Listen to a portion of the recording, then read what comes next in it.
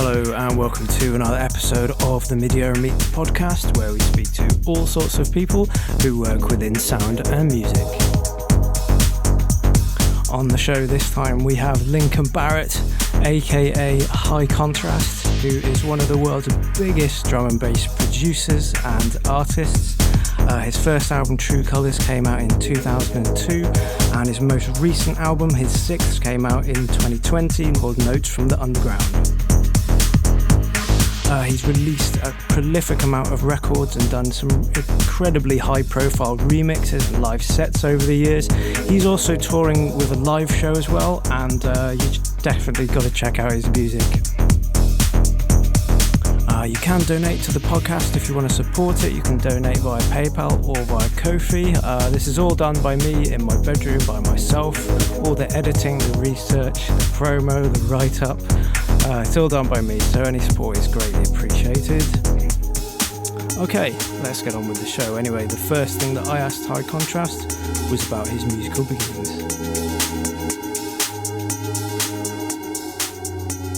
I mean, anyone who's like known me all my life, they were like so surprised that I became a, I guess musician, DJ, producer, whatever you want to call it, because I mean, really, I was just obsessed with films from such a young age, basically from about 5, and then started making my own films when I was about 10 or 11. And, everyone who knew me was like, oh, he's going to be a film director, and then I just did this 180 move where I just seemed to kind of lose all interest in the visual and just completely became obsessed with audio around when I was kind of 17. So that then by the time I was actually studying film in university in my late teens, it already felt like kind of a losing battle, that film was fighting for my attention. And, I went from watching hundreds of films a year to watching maybe one a year. Yeah, I mean, it was just, and, maybe this is to do with, my potentially kind of neurodivergent thing going on in my head, but the way I become kind of obsessed with something, and that is it. Like I'm just so focused on that, and then I'll move to something else, and that is the new focus, and it's just that, and that really happened with this kind of switch from film to music, and yeah, to the point then where, I didn't even bother going to my graduation at university, and I'd managed to sign a record deal just before graduating. So I just went straight into a music career. I was just kind of immediately touring and releasing the first album straight out of the gate, when I was like, I guess I finished it when I was like 21. And then, then it took a number of years where I eventually did kind of find my love for film again, and I started making music videos and things like that. And ever since then, I've been trying to kind of get back in the film game, but it's music just keeps pulling me back in. It's a very kind of seductive thing, because to make a film, you kind of need an army of people, and it takes, you're looking really 2 years at least to see a project through, whereas you can get a beat going in 5 minutes, and it's just, it's given me that kind of creative fix, and I find music very seductive like that. But I had piano lessons as a kid, but I didn't really take to it too much, because I think the pieces I was being taught were mainly classical, and although I love classical music now, as a kid, I just kind of struggled with it, and so I stopped the piano lessons, and then I started having keyboard lessons, and the main differentiation was that, with piano you're using your left and right hand, going full pelt, but like with the keyboard lessons you were just playing chords with your left hand, and the melody with the right hand. And that kind of clicked with me more. I really liked chords and just kind of straight, like kind of chord riffs, you know, and I think that kind of paid off in later years, you know, where so much of dance music is built around quite simple chord progressions, but I could kind of connect with that and find, you know, something I found interesting in that, having the kind of pad sounds or whatever in jungle records. But yeah, as a kid, I really was just about films and film music, not really listening to much music outside of that kind of concept, you know. But like the music that I heard growing up was all 50s rock and roll, because that was the world my dad was in. You know, he just loved 50s rock and roll obsessively. He basically hated everything from the Beatles onwards, you know. And so I think part of the reason I initially, you know, for the first 16 or so years of my life had very little interest in music was because my parents were so into music that, you know, I think you kind of rebel against a bit what your parents are into. So because my dad was already this, you know, music guy, I think subconsciously I kind of wanted to be different, maybe. And I mean, he had a love of film as well, you know, and we bonded over that more than the music. But to me, like, music was kind of the thing my parents were into, you know. So I kind of, yeah, I didn't really find a way in to music until I was well into my teenage years, you know. And the one of the things that I did like that my dad played me though was there was a guy in the 50s called Dickie Goodman, and he released a series of like novelty kind of comedy records where he was doing these kind of sketches. Like one was like about an alien invasion, another would be in like a hospital or something. Yeah, and but basically he was like, it was almost like a little kind of radio play, but he would say, you know, we now go to hear from the president, and then he would like cut in a line from a rock and roll record, you know, and it'd be like a what babalooba, what bam boom or something, you know, as if the president had said that. Like, it was just this kind of absurd comedy sketches, but I loved what he was doing, and it was really sampling before anyone had any idea of sampling, you know. And he was like cutting in like lines from Elvis as gag lines to like questions he was setting up, you know.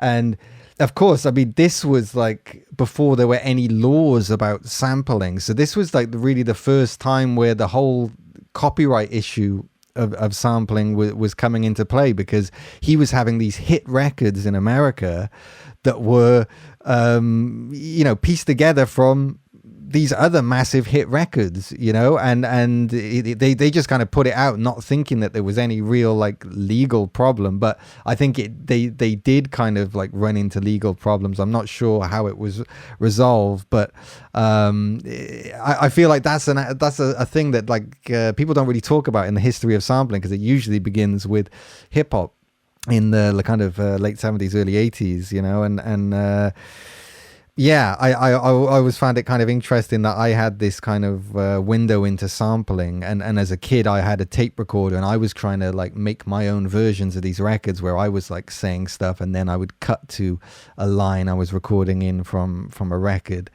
So I think that was like maybe my first attempt at kind of like making, I don't know if it's like making music, but like I still consider myself more as an editor of sounds than a musician. So I guess that kind of fits in with that, you know. And the other thing that I recall from my childhood was, you know, when I started having these keyboard lessons, and I had one of those, you know, like Casio type keyboards that had the preset rhythm tracks on there, you know. So there was like a ballad drum beat, and then there was like a rock drum beat, and there was a heavy metal drum beat, you know. I can't remember how I was aware of it, but I knew that the Sex Pistols did that cover version of Frank Sinatra, My Way. And that, as a kid, that just the bizarreness of like this punk band covering Frank Sinatra, it just really clicked with me. And I remember like in my keyboard lessons, you know, the songs I was like learning were like all these kind of like club standards, you know. There'd be like, My Way was one of them, and just like very kind of oldies type songs that my teacher was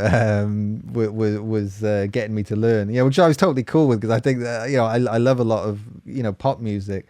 But when we had to do My Way in my lessons, I remember I was like playing it with the heavy metal drum beat on the Casio, and trying to do this like version of the Sex Pistols. And this is when I was like 7 years old, I think, and just that idea of like taking one song and flipping it into this other context, that really clicked with me. And I can see that parallel, in when I've done drum and bass or jungle versions of songs. I guess one of the ones I did most recently was the Beach Boys' God Only Knows, which is often thought of as like one of the greatest songs of all time, and is surely a fool's errand to try and do a remix of. But I also have this kind of very nothing is sacred approach, and I feel like that has put me in good stead over the years, because I think a lot of times people kind of censor themselves and like, well, I couldn't do that, or you shouldn't do that artistically, but I've always just been like, well, the fact that people find that something you shouldn't do, that appeals to me, like when I did a collab with Tiesto, like that really kind of went against the grain of like underground drum and bass, and just I was just so aware that it appealed to me, that doing a track with this guy who was the biggest DJ in the world at that time, was controversial and kind of a dangerous thing to do for your career in a way, but I just couldn't help myself, because I mean, first of all, I liked some of the recent tracks he'd made, and I thought, well, there is something there that could work. I like the strings, so I was like, if he brings some of those strings to it, then artistically I'm up for it.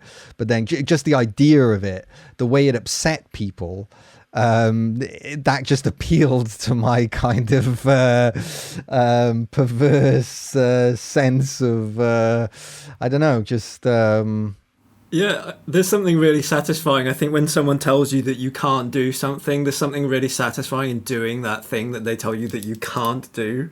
Yeah and if you're on the underground side of things, it's already making drum and bass, it's like, well, where do you go from there? Like, you can't, you're already kind of like in the most underground type dance genre. What more can you prove in that regard? And it's just like, well, actually, it's more interesting to me to go and work with the biggest DJ in the world, because that is the controversial, weird thing to do, Anyway, that whole thing of kind of like taking something from one context and putting it into another, and that DJ Zinc remix of Ready or Not, like when I first heard that in the, I don't know, 96, around then, that was like a real eureka moment, where it was like that kind of the Sex Pistols doing My Way, it was like hearing this nutty jungle remix that was only available on this illegal white label vinyl, that the Fugees were like trying to get banned from any record shop selling it. Having that jungle remix of a pretty smooth, almost R&B-ish type hip-hop track, that just really appealed to me, the clashing of those worlds, and that all fits into my kind of thing about contrast, of just like taking things from one world and mixing it with another. And that's one of the reasons I generally don't remix drum and bass tracks. I only kind of remix tracks from other genres into drum and bass, because part of the big appeal to me is to take something from another genre and mix it with this one that is kind of my home.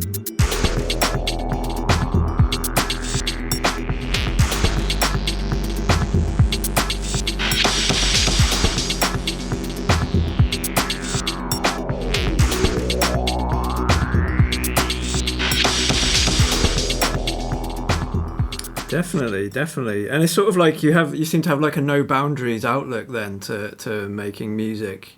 Yeah. I mean, like I just kind of feel like if it is making me buzz in the studio, you know, if I'm just kind of getting the vibes, then that's all that matters, you know, and if it winds some people up, then that's even better. But. Yeah, I really liked what you said as well in an interview. You were talking about someone asked you about your guilty pleasures of pop, and you said, I don't think there are like guilty pleasures. I thought that was a really great answer to just open up and say that. Yeah. I kind of think, it's a weird one that where like, well, if you enjoy it, then there is nothing to feel guilty about, you know. And it's a weird concept, isn't it? Yeah, and I guess it's like a snobbishness that can exist, you know, and I think there has been a bit of that, especially like in drum and bass over the years. That, you know, I always remember one of the first documentaries I ever saw on TV about drum and bass. There was a great documentary where they followed LTJ Bookham around on tour, and he was like doing raves in the UK, and then there was a bit when they're in Japan, and you know, that was one of the first times I was really kind of like seeing what DJing was all about, you know. But I remember that there was like a guy they interviewed outside the rave, a logical progression event, you know, and that type of drum and bass was called intelligent drum and bass, you know, which, you know, I love good looking and Bookham, like that's me all day long, but I never really liked the name intelligent drum and bass because it's suggesting that there is stupid drum and bass, you know. And you know, I have a lot of love for kind of jump up drum and bass, you know, and people are sometimes kind of shocked by that, but for me, you know, I love Bookham, but then I also loved the jump up side of it as well. And Nicky Black Market is one of my favorite DJs, you know. And I just remember in this documentary there was a guy who was like talking to the camera, you know, I guess he was off his head, but you know, he was like, you know, this isn't like stupid jungle, this is intelligent drum and bass, you know. And I just thought, man, you know, like it's not about like whether something, to me, it's not about how clever something is, it's just the vibe of it, you know. And there can be really boring so-called intelligent drum and bass tunes, and then there can be like really kind of exciting tracks that are, you know, they might think of as stupid, you know, and you know, but like sometimes just the most simple track, you know, where it's just the drums and bass and like that's it, that can be enough, you know, if it's just got this vibe to it, you know. And especially when it's played on a sound system, you know, I like that thing of like mixing high and low art, you know, and I like the, you know, I love classical music, and then I love really dumb pop music. If you want to think of it as dumb, even though like I think it's much harder to make an actually popular piece of pop music as opposed to making, you know, perhaps more underground type music. You know, like of course to do anything well is hard, you know, and or it's not something that everyone can do. But I think trying to like make value judgments that like, oh, pop music is stupid and easy. It's like, well, it's not really to do anything well takes skill and talent and you know, all that stuff. So I've never tried to, I never wanted to be like a purist in that regard, you know. To me, it's just, you judge each thing on its own merits and what it was trying to achieve, you know. It's like, if you're not trying to make a club track, well then if it doesn't bang, then that doesn't matter, you know. And likewise, you know, if you're just making a very repetitive club track, well, yeah, okay, it's not going to get to the top of the charts, but you weren't trying to. Yeah, you've really shown, like, loads of your drum and bass remixes of pop tracks have been really sort of elevated tracks, or maybe brought new audiences to pop tracks that maybe wouldn't have. I think for me personally, I think when I heard your bootleg remix of Hello by Adele, oh yeah, I suddenly loved the original. Like, after that track, I was like, I now love the original because of that. It's like, cool. Yeah, amazing. I mean, you do have like you've done load of remixes over the years and a lot of bootlegs as well as official ones.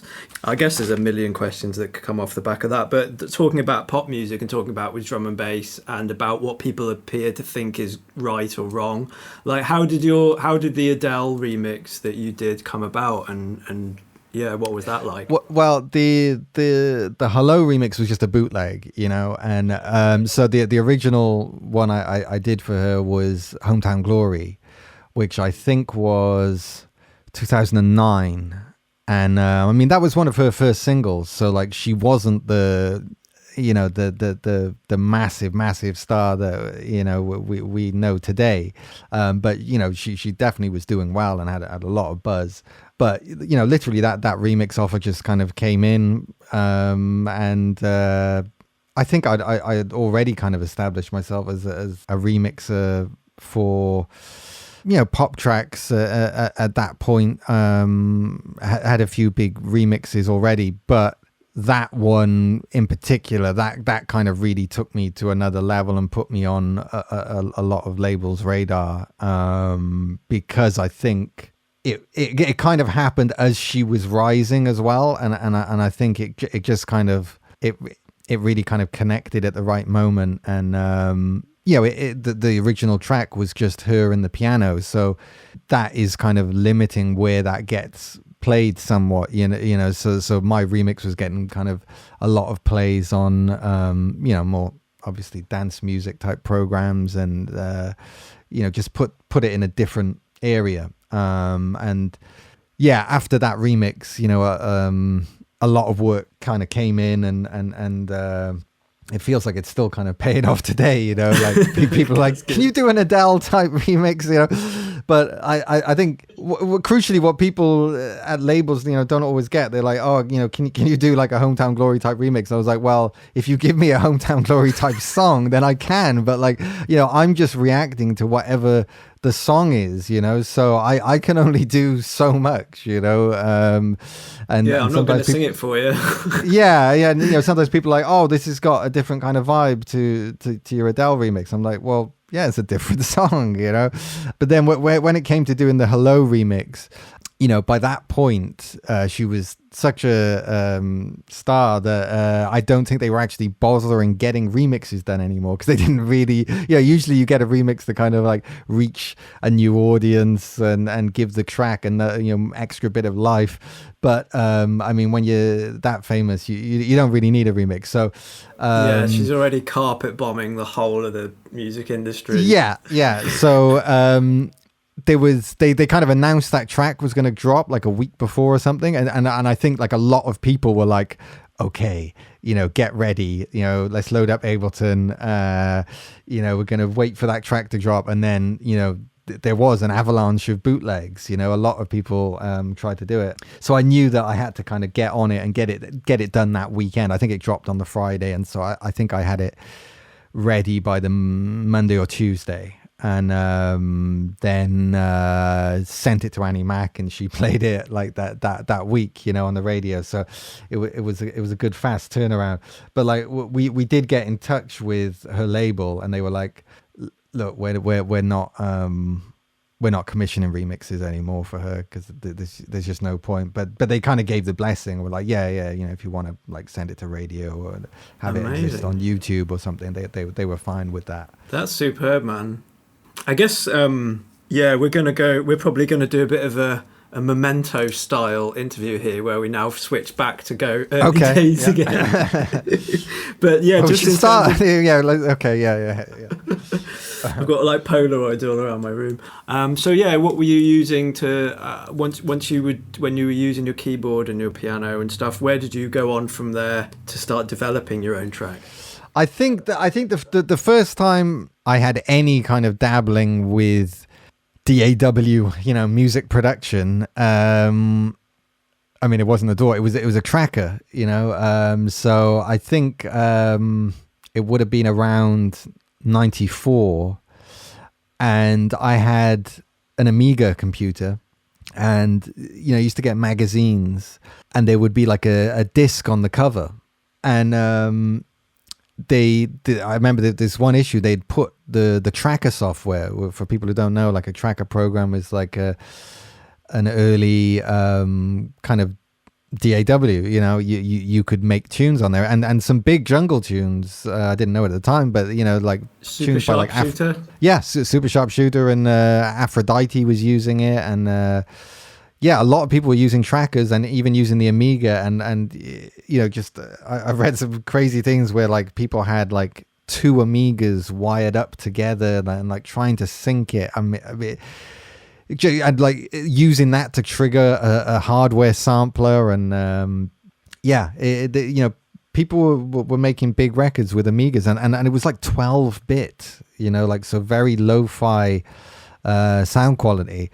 But yeah, I just remember I had this tracker program, and there was just like a bunch of demo tracks that had been included with it, and one of them was like an Amen Jungle remix of that track, I Want to Be a Hippie. You know, I want to be a hippie and I want to get stoned on marijuana, you know, which is obviously like a highly amusing tune to teenagers. And this was been like when I was 13 or so.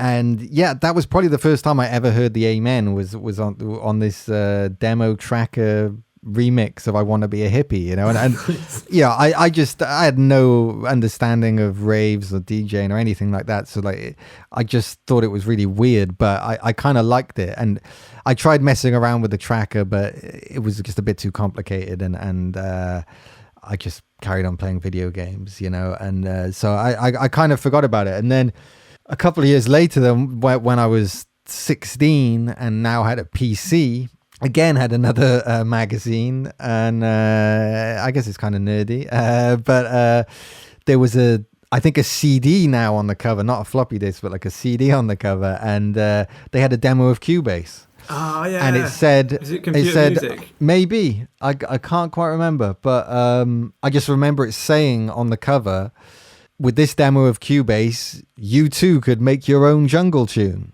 And even though I barely had any idea of what jungle was, it was just something kind of clicked. I was like, oh, cool. I'm going to have a go at this.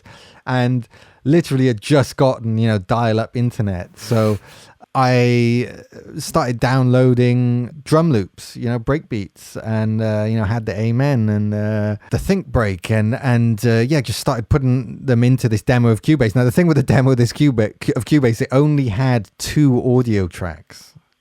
So you could have like, I think 16 MIDI channels, but like I had no MIDI equipment. You know, I didn't have a MIDI keyboard at that time or anything. So really all I was playing with was 2 audio tracks. Wow, so the other thing was that hilariously that although I was listening to jungle at this point, my stereo was so bad, there was no sub bass. And you know, in the tunes back then, it was like all the bass lines were just like sub, basically. So I was completely oblivious to the bass. That's so amazing. In jungle and drum and bass. You know, I was just I was just hearing the drum beats and the vocals and the, you know, the strings or whatever. So when I started making drum and bass, there was no bass really. You know, I was just literally having the drum loops playing, and then I'd kind of picked up that, you know, people were sampling funk and soul, usually by way of hip hop records, you know, like the way Zinc was sampling from, you know, American hip hop records. And there was a lot of kind of like bootlegs of hip hop and R&B around 96, 97, of course, Ready or Not. So I had kind of like, you know, I was a bit into hip hop, so I knew about DJ Premier and how he sampled soul. And so I just went and got my mum's Motown CD box set and just kind of went through this, like, I don't know, 8-disc, you know, box set looking for loops. And that was a real kind of education on you know, what makes a good loop, you know, and yeah, went through, sampled a bunch of stuff, any little bit of vocal that was clean as well I was taking. And so then I was just basically had, you know, the drum loops and these Motown samples, And you know, like if I wanted a vocal to play, I had to like cut out one of those elements because I only had 2 tracks. Yeah, you got to lose the lose the beat for a minute. So yeah, that was the start of it really, and then eventually I got, you know, the proper version of Cubase, and I was like, oh, now I've got 8 audio tracks, you know, and then they started to get the plugins coming through, and you know, because for the first year or so I'd never even touched an EQ or a compressor, you know, it was just literally trying to mix and match sound.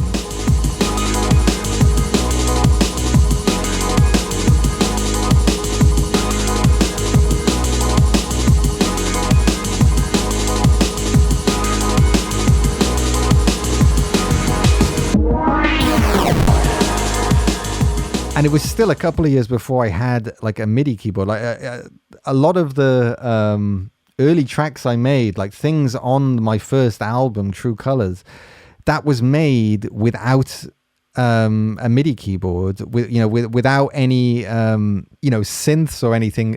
The way I was doing it was like I had a one-shot sample of like a bass or a synth that I had downloaded from some random website, and then I would open that in a free audio program, Goldwave. Oh yeah, fuck, I remember Goldwave. Goldwave was great, God. You know, and what I would do was just like literally like pitch that one note up 2 semitones and then like 3 semitones and then like 5 semitones and save those audio files, then bring those into Cubase and arrange them to try and make a melody out of them, you know. So like it just seems so weird now, but yeah, not having a keyboard, I that was the only way I could do it. And I was also doing things like I didn't have a filter plugin, so the way I was filtering my loops was like I would open a loop in Goldwave, this audio editor, and I would just copy paste it. So I had like 8 or 16 of them.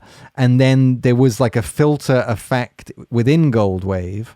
And I would just set it to go, you know, from like a high pass to a low pass or something, you know, and then save that and then bring that into Cubase. And it was like, you know, I couldn't mess with it then. That was it. It was recorded like that, you know.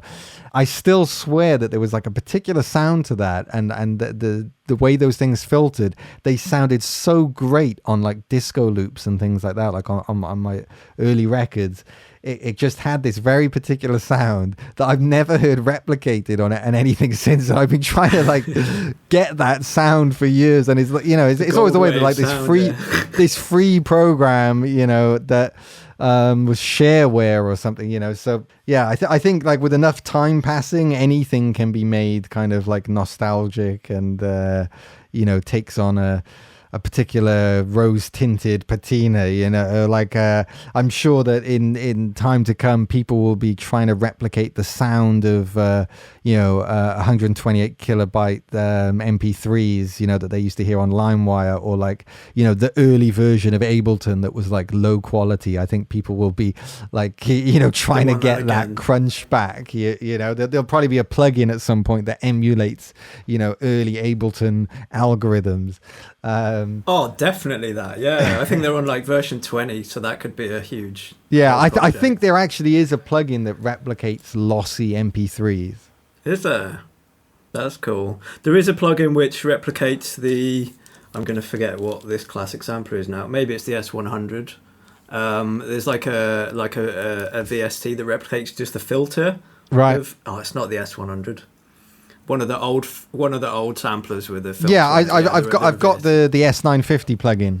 That's the one. Yeah. S950. Yeah. French company, I think. Yeah. There are loads of different sampling.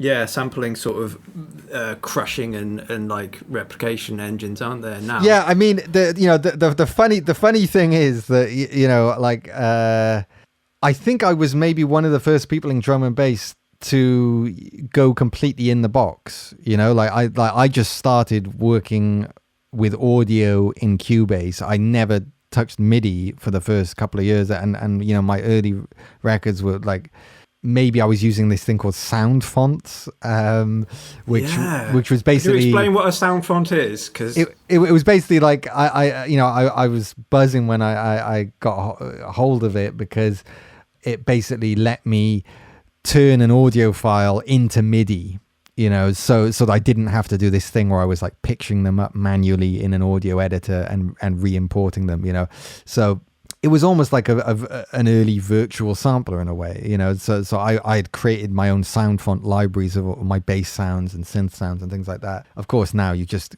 drop an audio file into sampler in Ableton or whatever, or Contact, whatever you're using. But that was kind of like the early, a weird kind of precursor to that. But I never used any hardware.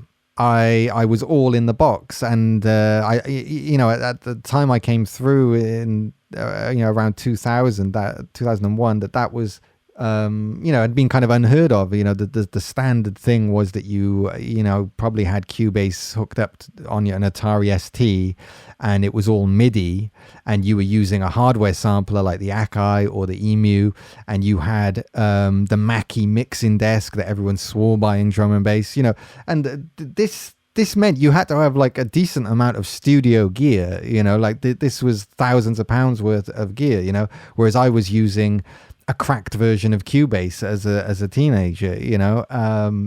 I bought it once I'd made money from releasing some records. Nice to know you bought it now at this point that you do own it now. I just bought it last week.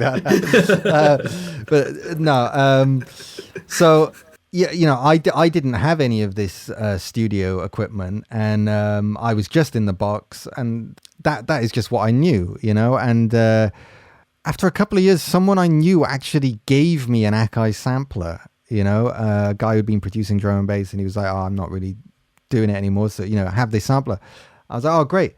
And I never even really got it going. I think I might have tried turning it on once, and I just couldn't figure out how to make it talk with my Cubase, and I didn't have a mixing there, so I didn't even know what the hell I was doing. So I kind of just was like, "Oh, that's not for me," and so I just stuck for years just being in the box, and that just kind of worked for me, and I remember speaking with, and not trying to name drop, but the Underworld guys, and just because they were such hardware guys, they kind of couldn't, when we started working together, they couldn't believe that I was just in the box, and that I hadn't tapped into any of the world of hardware, analog gear, and they said that everyone else they'd ever known in the music biz and in dance music, when they got their first paycheck through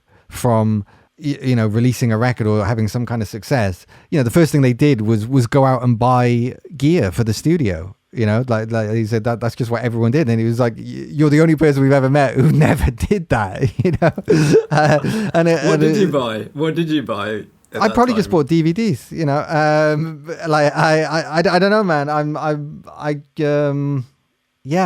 don't really know. I think I did buy the Proteus 2000 sound module kind of early on, because it had a great Rhodes keyboard sound on it, and the organs are great on them. Yeah, and I loved the sound of the Rhodes, and I couldn't afford a real Rhodes at that point, so I was like, I'll get this sound module, and I did get a MIDI keyboard that I could hook up to it, but I couldn't get the computer to work with the MIDI for some, it was meant to work, but I just wasn't clever enough to get it working, and so I was having to play everything live, and record that in then as audio, which kind of suited me because I never liked working with MIDI. I just wanted audio, but it just meant that I was like, I'd play a bass line on the Proteus, and then I would have to chop it up as audio to get it in time. I always made things very kind of complicated for myself by not being more tech savvy, but it the really weird thing was that I just had made a career from sampling and had never used a sampler, and then I basically had that realization 3 or 4 years ago when I was like, hang on, this is kind of nuts that I've never used a hardware sampler, and I'm loving the sound of all these old hip hop records, and jungle records, like, why don't I actually get a sampler? And a friend of mine lent me a hardware sampler, the Roland SP303.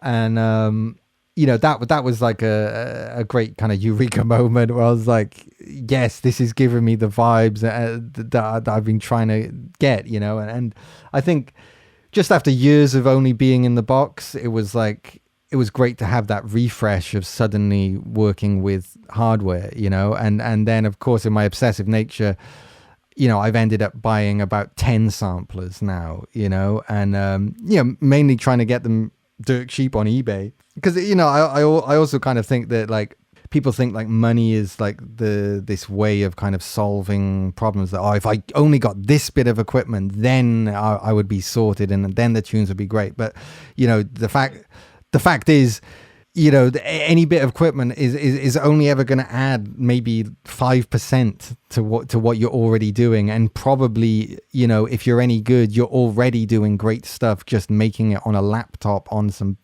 bad speakers and just a crappy setup you've got. It's like, definitely. I know I've made some of my best tunes perched on a kitchen table working on headphones on a slow laptop, and the times when you've been in like a massive studio with loads of equipment, and do you make something great? I'm not so sure. Yeah, exactly. It's amazing that you've done that, man. And I know that you talked about all you really need is like a laptop and a good pair of monitors, like to make music. Yeah. And the thing is, it's not even that they need to be good monitors. They need to be monitors that you just know how things should sound on, And I think by listening to like tracks that sound great, by other people, reference tracks, by listening to them on your monitors and kind of developing your ear to be able to pick up on what things should sound like, or what good things sound like on your particular setup in your room on your monitors. That's the key, really. And it's that old kind of cliche of the limitations being important for creativity, and yeah, I was going to ask you, do you think you could use 2 tracks in Cubase now? Do you think you could make a track like that? I mean, it would be an interesting challenge. Maybe that's going too far, but I think the principle is right, and especially in this era of potentially limitless capability of digital workstations, like you could have an essentially infinite amount of tracks in Ableton or Cubase, and as many plugins as you wanted running per tracks that your CPU will permit. I feel like you almost have to kind of impose some limitations on yourself, because it's almost too much freedom, too much power. And I think creativity needs something to kind of rut up against, and it's although artists always, I think the inclination is always that I want total freedom, I want to be able to make what I want to make. I actually think putting limitations on artists is good, whether that is in terms of equipment or it is in terms of working within a genre. It's like drum and bass is quite regimented, and you could technically make anything you want, but I think there is that thing of like, you want DJs to play your records, you want people to be able to dance to the records generally. Not everyone is necessarily making that, but for the most people, I think that is kind of how they want the music kind of received. And so that is forcing you into a particular box there. Now that can be restrictive, but I think within that, the true artist can find ways of being interesting within that, and I always relate things to films and just think of like, Hitchcock worked almost exclusively within the genre of the suspense film, and he had themes he often returned to. There was similar things happening in a lot of his films, but I also think his films were all wildly different as well, and he found ways to be original and inventive within the confines of this suspense thriller genre.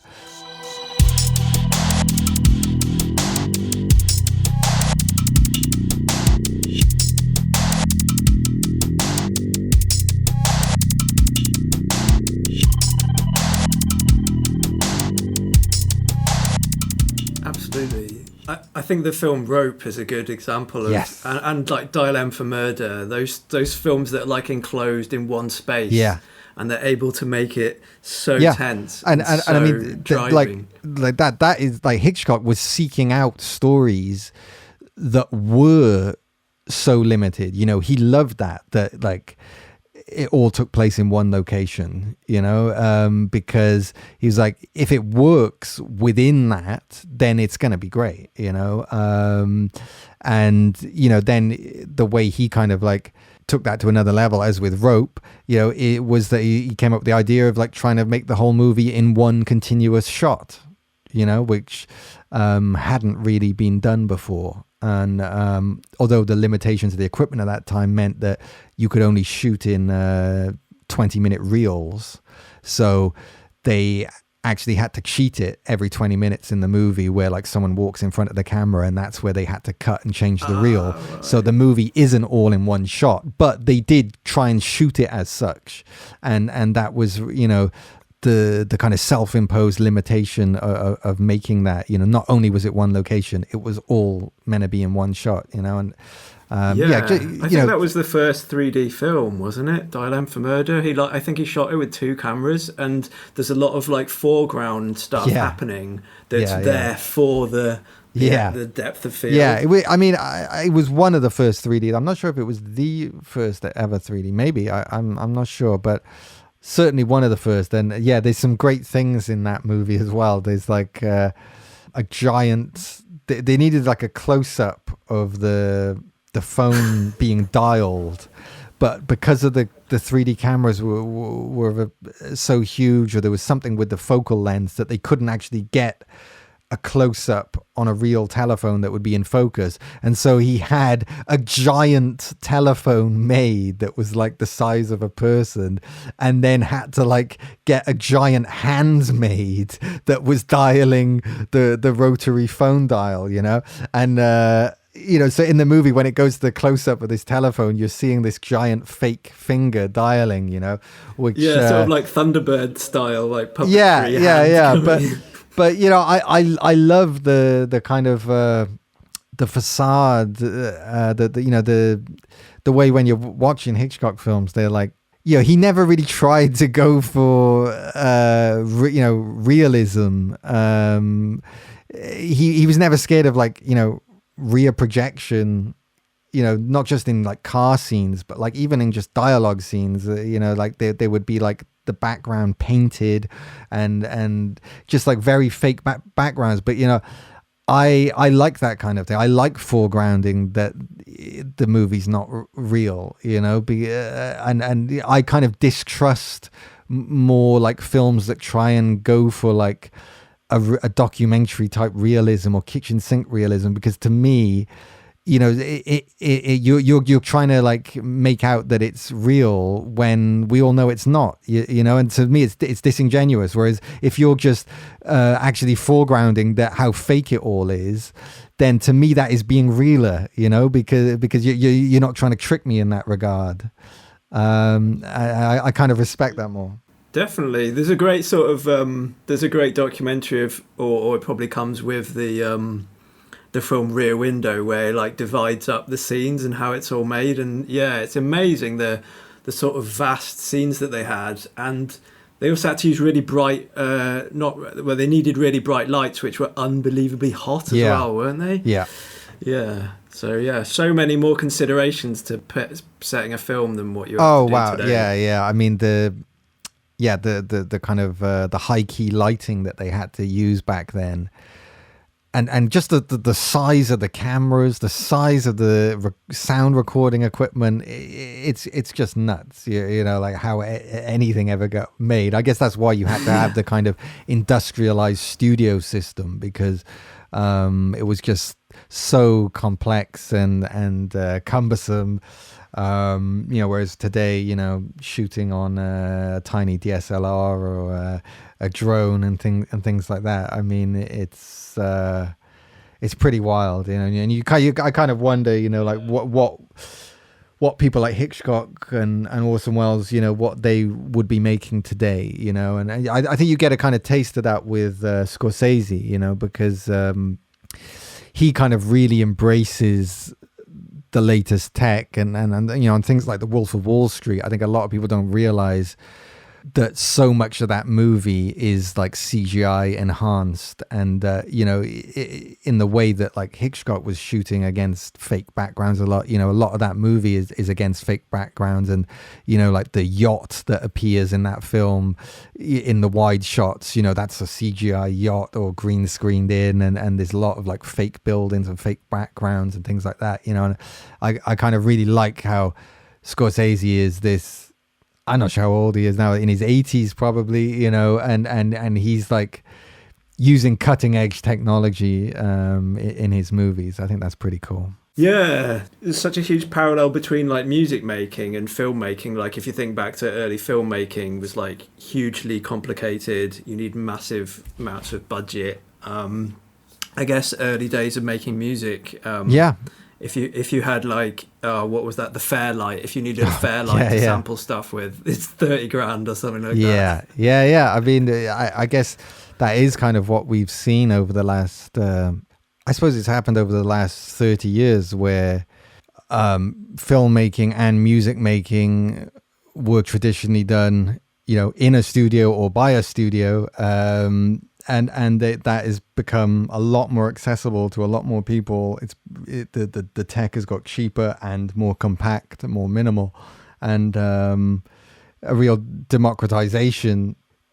People can make hit records in their bedroom now, and they have been able to for a number of years now. But that's quite radical from where pop music was, in the 60s, 70s into the 80s. Absolutely. And the same with films. That I guess one of the earliest examples I can think of was really like the Blair Witch Project, of a film being shot not on film and being a very cheap independent production and becoming this global smash hit movie. And now there's a lot of films, that are made for very cheap and simple independent productions. They're going out on Netflix and reaching millions and millions of people. So, yeah, I think that is one of the the plus sides of kind of technology, and as things have progressed over the years. The downside is that with things being more accessible, it means that there's less quality control, and so trying to find a good film on Netflix can be hard, and trying to find a good song on Spotify maybe is trickier. I was just going to say that there's so much material. It's not even necessarily whether they're objectively good, but just the things that you think are good. Trying to find what you like is maybe trickier, because it's just like this flood of inverted commas content everywhere, and trying to navigate that without really much guidance. It's like the curation is really being done by the algorithms, and that was one of the cool things about traditional radio, that there would be people like John Peel or then like Annie Mac that if you felt your tastes aligned with them, then you would kind of follow them and listen out for things that they were recommending. And it used to be that you go into a video shop and maybe you'd have a connection with the person there, or they would know your taste and they would be able to recommend the films for you, and with record shops as well. Exactly, yeah.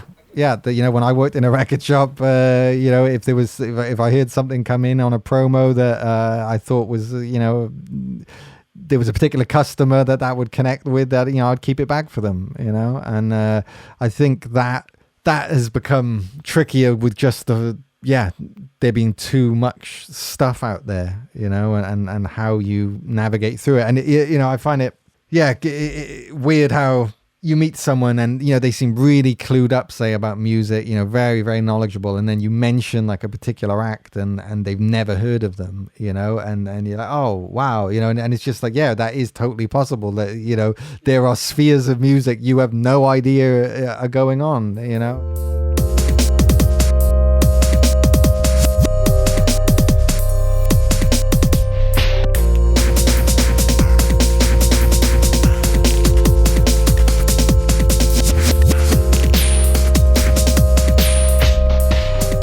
sometimes I'm backing up all my stuff and I'm like, what if I just lost all the photos I've ever taken?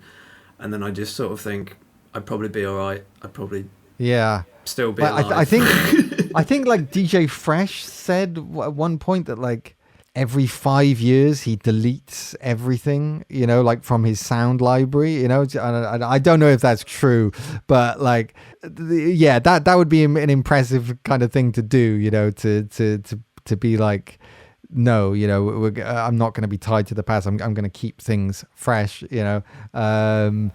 That is good. It reminds me of the guy who sold all of his possessions. Like, I get really excited by these ideas, and then I start to go, oh no, I could never do that. Yeah, I love the idea of it. For me, I kind of like having like every sound I've ever sampled there to hand, you know, and there's like on the latest record I made, Notes from the Underground, that had sounds on there that I sampled in the late 90s, you know, some of the first things I ever sampled. And, you know, if I had used them back then, it wouldn't have been as interesting because they were kind of that moment. They were like jungly type sounds. And, you know, I was still figuring out how to make stuff. So nothing came out. But then by the time I was like started releasing records in the early 2000s and then into the mid 2000s, it was like, well, that wasn't really the right moment for them because jungle was seen as kind of passé at that point. And so it didn't kind of make sense to you had to wait longer for things to come back round in a cycle. So now here we are like 20 years later. And I'm like, actually, all these jungle sounds I'd sampled from the late 90s, this is their moment actually, you know. So I was able to kind of draw on those early sounds and really have those kind of authentic kind of little samples, and that was quite satisfying to me. Yeah, I can completely understand that. I noted down just like there was like time stretching in there and jungle. There was like some stabs, orchestral stabs and piano stabs, and well, like yeah. It sounds great, man. I really, really enjoyed listening to that latest album. Yeah, and I love the sort of aesthetic of it, the sort of 8-bit. Yeah, I mean, I was drawing on, you know, I guess I was trying to think that like, you know, I always felt like, oh, if only I'd been born 5 years earlier, then I could have actually been part of the initial kind of jungle movement in the mid 90s, you know, and I'd always kind of thought like, oh, if only I could have made a record back then. And so this was like kind of me imagining like, what if I had made an album in 95 or something, you know? And so that is why using those samples, it seemed to fit. But I also didn't want it to be like a complete throwback relic, you know? I tried to strike a balance where it was definitely of that era, but also felt like it could work today, you know, and it's a tricky one to try and get right, I think, but hopefully I did, where it feels old and kind of current as well. I didn't want it to feel kind of too dusty or too tied to the past. I tried to give it an energy of today, you know. I don't know, it's hard to articulate, but you definitely did that, man. Yeah, no, I think that you articulated that very well. Yeah, I think there are a lot of core jungle elements in there that you can sense and feel. But yeah, there is definitely like a freshness to it. I guess a lot of the jungle records were like really moody and I don't know, sparse, like super sparse, weren't they? Yeah. And I think you still do have that space in there. You have that. You have like you brought the two worlds together nicely. Cool, thank you. Yeah, man. I guess let's talk about Cardiff because there's plenty to talk about there. I mean, I've got so many notes here. It's absolutely ridiculous, and we're not going to cover any of this really. But yeah, Cardiff. So when did you? Is that where you started DJing? Were you DJing in Cardiff? Yeah, I did. I think the first DJ gig I ever did was in Newport, actually, and it was at under 18s R&B night, and I came on and started playing drum and bass, and I was also emceeing at the same time. You know, I guess the kind of youthful naivety or something. You know, I just thought, I'll DJ and I'll MC, and I got all tangled with the microphone and the headphones, and they actually had to kind of pull me off after like half an hour because the kids were going too crazy in the club. You know, so they had to. Oh wow! Too hyped. Yeah, I had to take it down to smooth R&B vibes again. You know, so yeah, I first started playing it in Newport, but yeah, primarily in Cardiff, because that's where I don't live in Cardiff. I was just outside, and so. Often going off to the kind of big city to go and play, and that's where I kind of cut my teeth as a DJ and really learned how to DJ. I mean, you know, like most people, you start off DJing in your bedroom, and I just had a pair of beat up secondhand Sound Lab decks, you know, which were what were they like? Not even they like weren't like the Technics, you know. I don't think they were belt driven or something, so it just wasn't the same quite you feel, and you know, when you touch the deck, it reacted a lot more than the Technics. So I think learning on like a cheap, not so good pair of decks, it puts you in good practice then for when you do get to play on Technics. You know, I started playing at weirdly like kind of, you know, R&B hip hop nights. That was kind of good as well, because I was playing to crowds, if you can call it a crowd. You know, maybe it was sometimes only a couple of people, but you know, people who maybe weren't there for drum and bass, so like you had to kind of win people over, and I just feel like I learned a lot doing that, and I think I started off obviously learning the basics in as a bedroom DJ, but very early on I was able to get these sets in clubs, and so I'd seen like other people I know who just stayed as kind of bedroom DJs for too long, and were kind of couldn't find that way into a club maybe, but like also got too used to it, and couldn't seem to kind of make that progression or migration to actually being a club DJ and being with crowds. Whereas I'm really grateful that I managed to get into clubs so early on, and so that I stopped playing on the decks at home really, and I was out every week managing to play somewhere, and so I was just hardwired as a club DJ, you know, and I think that put me in a really good position then for when I started to release records and started to get gigs around the world, because I was already, you know, well suited to the club environment. And you'd hear a lot of times when artists would come through and they would get gigs off the back of releasing records, but they hadn't really DJ'd out before, and so they weren't very good, they weren't confident, and it didn't really work, them being a DJ, you know. And whereas for me, being a DJ and a producer kind of went hand in hand from the beginning, and I'm grateful that I was kind of in that position. Just came to mind then about that sort of style of person. I think Azido DeBass, who had that huge track remixed in the 90s. I spoke to his manager a few episodes ago now, right? And he said about that. He said his tune got really big, but actually wasn't really much of a live performer.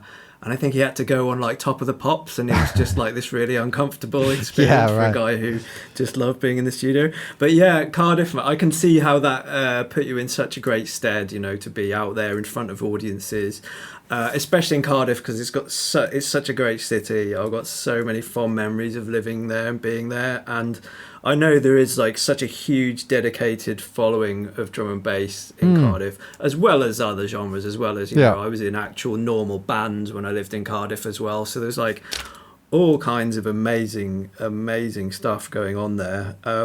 You were part of a night called Aperture. The first like kind of residency I had was at a night that me and a couple of friends put on, and that was called Neuropol, and you know, the kind of the main promoter of that event was Dave Drone Boy, who now runs the Concrete Junglist brand, and he kind of went on to then start Aperture, and that was like the big drum and bass night in Cardiff for many years. But is that Drone Boy Laundry? Yes, yeah, which is now. I know his stickers, like his artwork's amazing. Oh yeah, he's an incredible, talented guy, and he's been my best friend since mid-teens, and he was like the only other person I knew really who liked drum and bass. I was more into it than him, but like he would come with me to nights, and we'd kind of go off on a mission to see Nicky Black Market in Bristol and things, and initially he kind of started DJing as well, or just figuring out, at that point in your late teens when you're figuring out what you want to do and what what scenes you're into. And so we started kind of promoting this little night in Cardiff, Neuropol, and it built up a really good following. It was a really fun night under a bar, and it became like a kind of the pre thing to go to before going to like one of the proper clubs and seeing headliners, he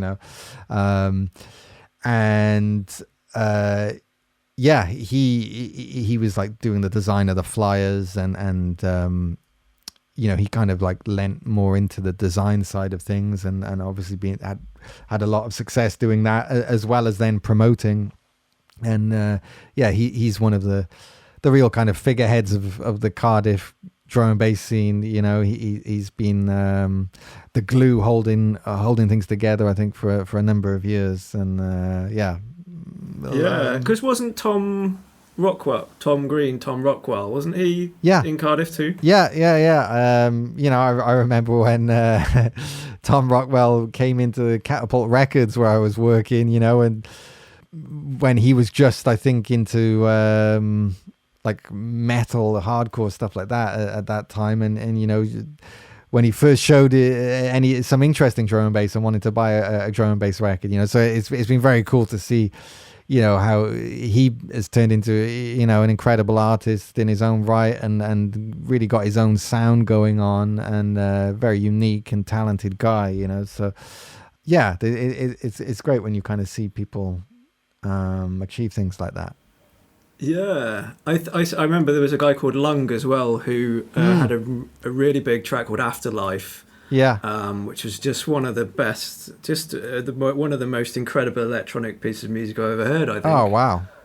No, he's a really nice guy, and very talented. I think he's kind of backed off from music as far as I know now, but he should come back. Yeah.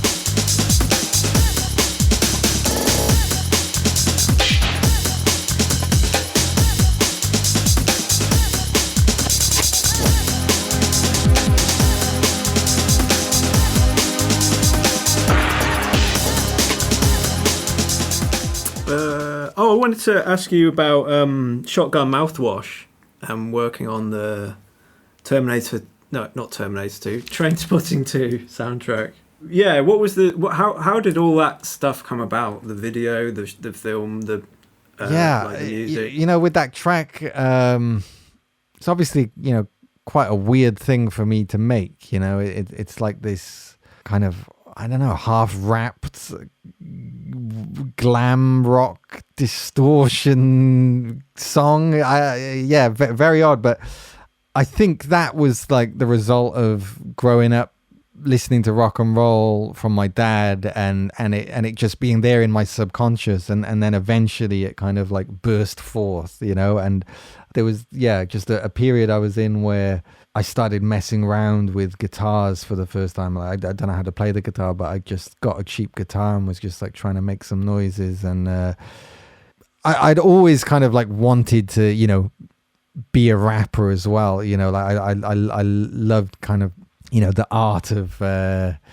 writing poetry, and being inspired by so much hip hop. I'm well aware that, I'm not best suited to it, but I can't help but dabble from time to time, even just for my own kind of amusement, you know, and so having this kind of bit of an MC side to me, you know, that comes out very occasionally, and yeah, just one night I just in the studio got on this weird tip where I think the album I was making around that time with Night Gallery, my idea was that like each track would be as if it was by a different artist, as if you're kind of, you know, the album is like an art gallery and you're walking through, like seeing different artists work on the wall. I was kind of thinking, well, what if each track was by a different artist that I liked, you know? And so there was like a kind of Daft Punky type house track on there, and then there was, you know, this kind of like crazy rock rapper guy, you know, and I was a bit influenced by that band Suicide, who Diplo and MIA had sampled in their track Born Free. That's what kind of put me on to this kind of so-called no wave I think late 70s, early 80s New York act called Suicide, which was just this like very repetitive, minimal, kind of distorted proto-punk type thing. Also, then I heard I'd always liked this record my dad had made, where he had written it for Shakin' Stevens, and but it was like my dad had written the lyrics, and it was just like this very repetitive, almost like a loop of like a rock and roll music loop. But the lyrics were just this like stream of consciousness of American pop culture, you know. And I can't think of the name of it right now. I'll see if I can find it.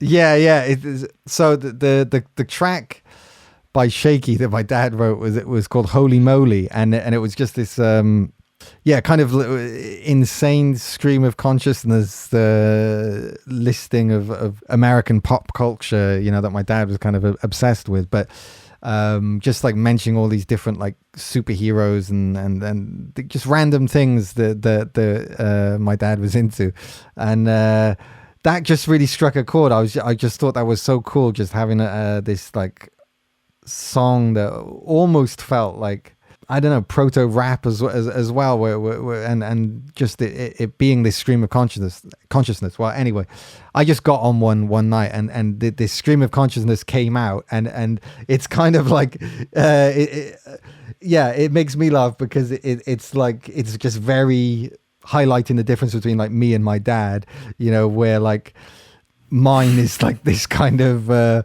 even crazier, darker, distorted bastardization of this song Holy Moly, you know, and like my references are all kind of like nihilistic, you know, the Zodiac Killer and things like that, but there's still the kind of the same type of humor and pop culture references, you know. And so anyway, I just made this track, and I didn't know what the hell to do with it, you know. I played it to a few people, and they were like, yeah, this is nuts, this is really cool. Is that really a high contrast song though? Like, you know, I didn't know how it could ever come out, you know. And one of the people I sent it to was Underworld, because, you know, we were sending each other tracks back and forth at that time, and you know, just sharing ideas and things we were working on. And, you know, I just sent it to him, and he was like, oh yeah, that's really cool. And we talked about it for a bit, and then, you know, time moved on. I just forgot about it. And what I didn't know is that they had given it to Danny Boyle, because Danny was, you know, cooking up Trainspotting 2 at that time, and they were like, there might be something here, and then, I mean, in hindsight now I look back, you know, and it's almost like the track was written for the film, because, you know, the first line is, it's the beginning of the end, so you might as well set fire to your friends. And so I mean, that is so fitting for Renton's character in Trainspotting, of like having these kind of friends he hates, you know, and also then like where they are in their lives, you know, then they're not the kids anymore, and so, you know, he was like had I think like a heart attack or something at the start of the movie, so it just seemed to fit so well, you know. But like no one told me it was going to be used in the film because they didn't want to kind of get my hopes up. And it's so often the case is with movies, things can change at the last minute, you know, and you know, actors think they're in a film, and then like they get to the premiere and they've been cut out completely, you know, and songs can come and go at the last minute. So like they didn't want to tell me until really, you know, they were almost at picture lock. And so yeah, it was like a couple of years after I'd made the track that they were like, you know, this is the opening song in Trainspotting too. And, you know, Trainspotting was a film that was one of the first times I ever saw like a club scene in a movie, you know, like there's a scene late in Trainspotting where Mark's going to like it's not really a rave, but like some kind of like acid house event, and I think it was like meant to be late 80s, and yeah, that was one of the first kind of depictions I had of kind of rave culture, you know, and Born Slippy was such a huge tune for me as a teenager. It was one of the first dance music tunes, massive, you know, that I really connected with. So and just Trainspotting as a film was such a cool film as a teenager, big influence on me. Obviously not the heroin part, but just you know, it was a buzzy film, you know, it was kind of like Pulp Fiction. And so to be involved in any way in Trainspotting 2 was just you know, such a gas for me, and to have like, you know, literally the first voice you hear in it is my voice, you know, it's so bizarre. Nice. I was that's amazing. Yeah, you know, I was just absolutely made up that they wanted to use that song, but they were also like, you know, the original version of Shotgun Mouthwash was just this very raw stream of consciousness, and they were like, it would be great if there was a bit more of a verse chorus structure to it, you know, do you think you can like develop the song in any way, because it's just like so repetitive at the moment. It'd be great if there was just some gear shifts in it that would just work so well with you know, changes in the images, you know. Now that is like quite a tall order to kind of go back in on a song, you know, like 18 months later and try and like add something to it that like feels as good as the initial energy you had, and to try and, you know, I really struggle with that normally, of like, yeah, I do as well, going back in on something and really like doing something drastic, like adding a chorus, you know.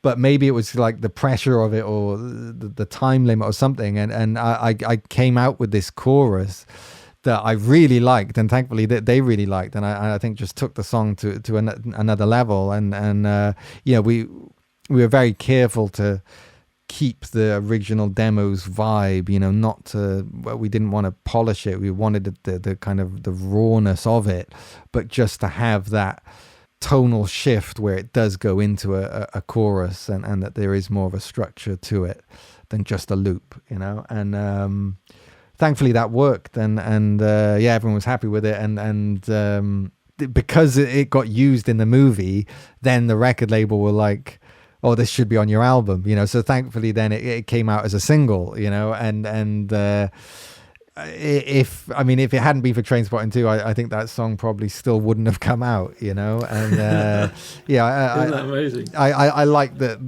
you know, as something as weird as that has found a way to kind of come out, you know, because it's hard once you're established within a genre. It is very hard to kind of break out of that, you know, and even like within the genre of drum and bass, it's like people have a very kind of set idea of what a high contrast song is, that when I kind of deviate from that, it's not always so well received, you know. But I can't help but deviate from it, because when I know what people are expecting from me, that makes me less excited to do it, you know. And I also just have to kind of like try some other things, and even if they're not that successful, you know, I feel I just have to do that, try and make like darker songs or something, so that I can come back to like my core sound with new energy, you know.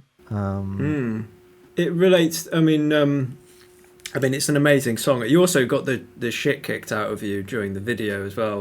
Yeah. Cool. I mean, the music video was an idea I'd had for a number of years, kind of based on like an anxiety dream of like when I was in like in my mid to early to late teens. I was in like a hardcore punk band, and I was the rapper singer in that, you know. That was my first foray into music, really. And very brave of you to admit that. yeah. Not my finest moment, but you know, like, that's probably the most nerve-wracking situation I've been in, you know, when like age like 16, 17, you know, waiting to go on.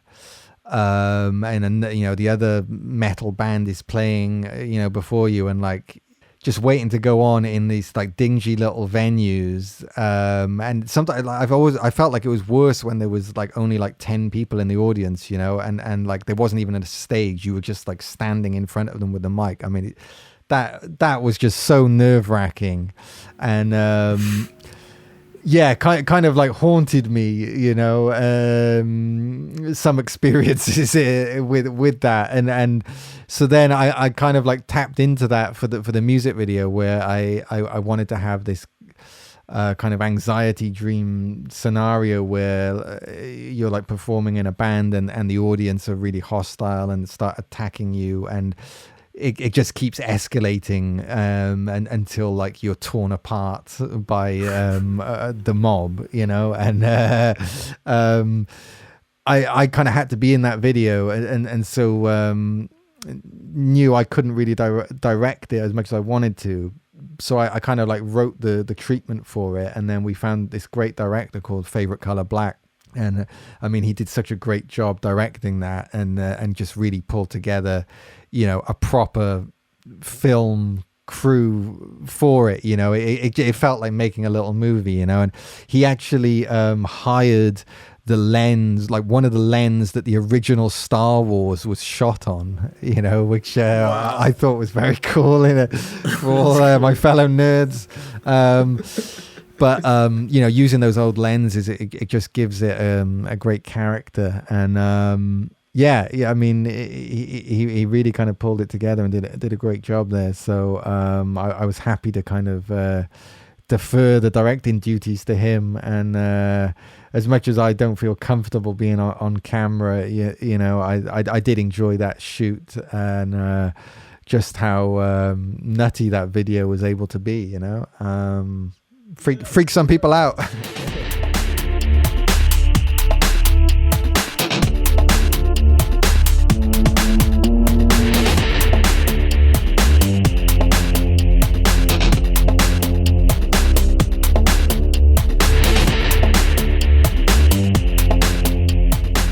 Yeah, it's a brilliant video. I totally remember it coming out as well, because I just interviewed the girl who's the bassist in your video. Oh, really? Cool. Panera. Wow. So I just interviewed her like about a week or so before that video came out, and then it was just so mad to see her next to you and just be like, wow, this is craziness going on. But yeah, she's an amazing bass player, an amazing person. Yeah, I mean, if you know, I would love to have used her in my actual live band, but there's just not really a need for live bass in the kind of drum and bass I do. It's like you know, we have like live drums, live guitar, live singing, you know. I'm playing the synths, but for drum and bass I just need that sub bass to hit so much that you've got to kind of rely on the computer to deal with the sub bass, you know. It's like, unless you're willing to kind of like London Electricity did it with his live band, where they didn't have any playback. It was all live. The drums were, you know, so I've got a live drummer, but she's got an acoustic kit, but then she's also got an electric kit. So like it'll be the acoustic kit for the kind of breakdowns, but then when the tune drops, she's going over to the electronic kit where she's triggering the samples from my productions, or you know, so it's the drums for my productions. So it's the actual sounds of the records there. You know, it's the snare from the Basement track or from Racing Green. You know, and for me that was just really important to be able to have that, and couldn't quite figure out a way of a live bassist working in that scenario. You know, but whereas like London Electricity, he just had live drums all the way. There was no electronic triggering, and you know, had the bass played live. And you know, obviously when you go that route, sonically it's going to be quieter than things with, you know, electronic production to it. You know, and you just have to kind of accept that, embrace that, and that is what you're doing, and that's cool. But for me, I want the record, if we're doing it live, I want it to hit like it does on the records, you know. To me, the record is the definitive thing, and so the live has to try and match that, you know. Other people have different opinions on this, you know, and they're like, the live performance of a song, that is whatever that is at that time, that is the definitive version, and the studio version is just a moment in time kind of thing.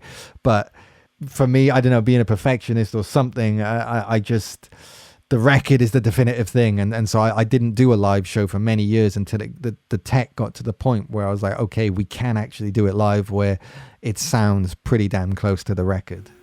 Yeah, that must have been an amazing step to take those tracks pull them out of Cubase and sort of see how they're going to work. Yeah.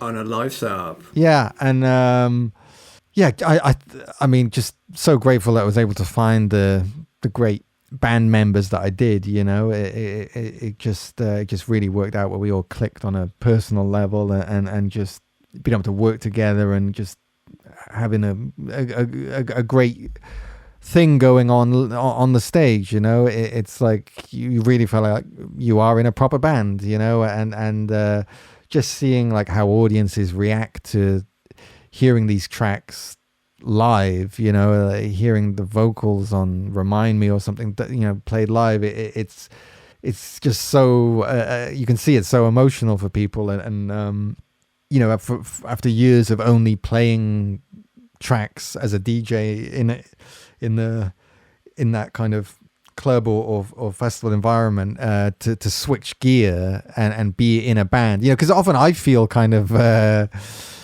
I don't know, a bit awkward when I'm like on a massive stage at a festival and like it's just me there DJing. I'm just playing some tracks, you know. I sometimes feel like it's just a weird imbalance, you know. Like there should be more people up here, you know. Yeah, and so like there like 10,000 there and one. Yeah. So like having a band in that environment makes a lot more sense to me, and it's good to be able to do that. Yeah, I totally get that feeling, and also the feeling of not putting, you know, not wanting to be in front of cameras and stuff like that, and being self-conscious. Like, I totally get that. Yeah. So it's quite, you know, nice to hear like someone of yourself, you know, the stature and the. Yeah, I kind of struggle in the kind of age of social media. You know, it's like I don't want to put myself out there really. You know, and I think it kind of pays in having some mystique, I think. But you know, it's a tough one. I think certainly for new artists, they have no choice. Like you really do kind of have to put yourself out there with your, you know, personal brand or however you want to word it, you know. But yeah, it's something I'll have forever struggle with. Yeah, man. Well, I've never sort of noticed that about you or anything, but okay, cool. Yeah, it makes sense. To me. Cool, man. Well, just finally, is there any sort of like philosophy that you go by, profound or not, that you live your life by? I don't know. Like I guess just like the idea of contrast has always just appealed to me, and I suppose the thing of nothing actually means anything without its opposite. You know, it's like it's very hard to kind of describe something or talk about anything without invoking its opposite, you know, and you know, obvious things like, you know, life and death and day and night. But I also think that kind of gets at that if nothing has kind of meaning without its opposite, like then you're kind of bouncing back and forth between these poles, and that kind of dance between those extremes, that you can never actually get to the heart of the one thing, is kind of getting at that, you know, there is no definitive like meaning at the heart of things. You know what I mean? Like you can try and like get down to the core of something, but it's not there, you know. And I almost feel like that is paralleled somewhat in quantum physics of, you know, from a distance, reality seems like it makes sense, that it's tangible, that, you know, a chair is a chair. But, you know, when you burrow down to the quantum level, when you go to look at like the essence of the thing, when you go to look at it's not there, you know, and that everything is kind of there and not there at the same time, as far as my understanding of quantum physics is. And I feel that is kind of like a deeper truth of just everything in life and the universe, that for at a distance things can make sense, but like the closer you get, the less sense they'll make, and maybe there's nothing actually there at all, you know. And whether that is a chair or whether it is your identity as and you know what you are as a human being, I think a lot of it is smoke and mirrors, and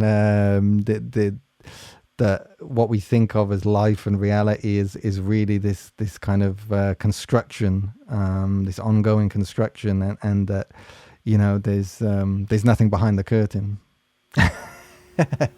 Amazing, man. Make of that what you will. That's just a random nihilistic thought for you. But... No, that's superb, man. I really totally get that. And also just in terms of like just diversity in things, you know, allowing both ends of each spectrum to exist and coexist, and not saying that one's right and wrong. Yeah, it's a really good one, man. That's great. Cheers. I can't follow it up with any like yeah I'm not sure where we go from here, but yeah. No, it's very deep, man. Well, thank you very much for speaking to me today, man. It's been an absolute pleasure. No problem, mate. Thank you. Wow, what an absolute pleasure it was to speak to one of the biggest drum and bass artists in the world. What an amazingly humble guy too. Unfortunately, we didn't talk much about video games, which I would have loved to have done perhaps another time. But yeah, a really humble guy, someone who's incredibly talented, and you can see why he's been able to really reach for the stars in terms of his careers, in terms of being really amiable, down to earth and friendly. Absolutely amazing guy. I've got huge respect and a huge amount of love for Lincoln. On the show next time, we have a loop artist who's American, who won a national competition for Boss loop pedals a few years back. She's an amazingly talented loop artist, and we have a really nice chat about what it means to be a loop artist and how you can make music in that way in 2020. Thank you very much again for listening. Please support the podcast if you can. I'm midierror, and I'll see you again soon.